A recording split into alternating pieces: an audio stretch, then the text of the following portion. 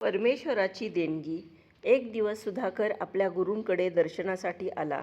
त्यांना नमस्कार करून म्हणाला, महाराज, तुम्ही शिष्यांच्या सुखासाठी इतकं करता. तुमचा परमेश्वर तुमच्या इतर शिष्यांच्या इच्छा पूर्ण करतो, परंतु मला मात्र काहीच देत नाही. ना घर, ना गाडी, ना पैसा. तेव्हा तुम्ही सांगितल्याप्रमाणे मी परमेश्वराचा धावा का बरं करावा?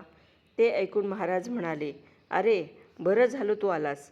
माझ्या एका भक्ताजवळ करोडो रुपये आहेत, पण दृष्टी नाही. तेव्हा तू तुझे डोळे त्यांना देतोस का? तुला 2 लाख रुपये मिळतील.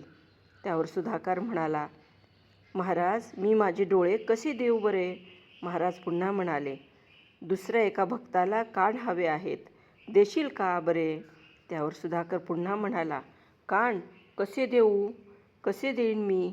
त्यानंतर महाराजांनी त्याच्या प्रत्येक अवयवाबद्दल लाखो रुपये देण्याची तयारी दर्शवली, पण तो कुठलाही अवयव द्यायला तयार नाही, विकायला तयार झाला नाही. शेवटी महाराज त्याला म्हणाले, अरे, परमेश्वराने तुला लाखो रुपयांचे देणं परमेश्वराची देणगी केलं आहे, तरी त्याने काही दिलं नाही असं म्हणून का रडतोस? एकदा अपयश आलं म्हणून खचून चालेल का? पुन्हा पुन्हा प्रयत्न कर, त्यातून तुला यश मिळेल. प्रयत्न न करता ईश्वरसुद्धा कोणाला काही देत नाही. तेव्हा मिळालेल्या या सुंदर शरीराचा उपयोग करून त्याद्वारे संपत्ती मिळवणं तुझ्याच हातात आहे.